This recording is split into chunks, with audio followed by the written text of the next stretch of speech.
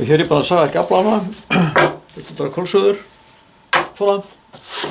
Og þið takið þetta líka og pússið beggja megin allar hliðar.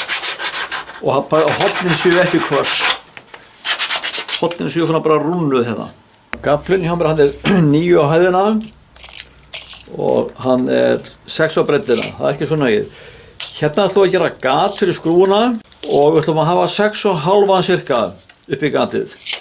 Það sem er áríðandi hérna, það er að þið borið á báða í einu. Hafið alveg slétt hérna við og leggja það hérna brúðina, festið það með þvingu hérna og svo borum við hér í gegn. Svo finnið ykkur bor sem er aðeins sverra heldur en skrúfan. Fyrir það bara svona saman, sjáu það borinn er sverra en skrúfan. Og setja hann í vélina. Þetta er patróna hérna, þetta herðist með því að snúa svona og þetta opna.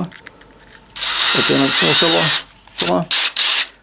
Stillið það bara hérna á einhverja lausa, þetta er hvernig hann slæðir út, þetta er haldið hérna við, ef hann festist. Og síðan bara borum við hér. Svona.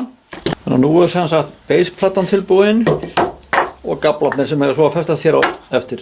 Næst er þá að búa til ankjörið, þetta hérna, þetta er kallað ankjöri. Og þetta er bara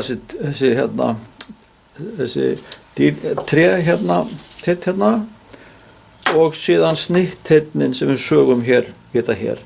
Þú efna niður í þetta, saga þennan hérna gæja og snitteinin.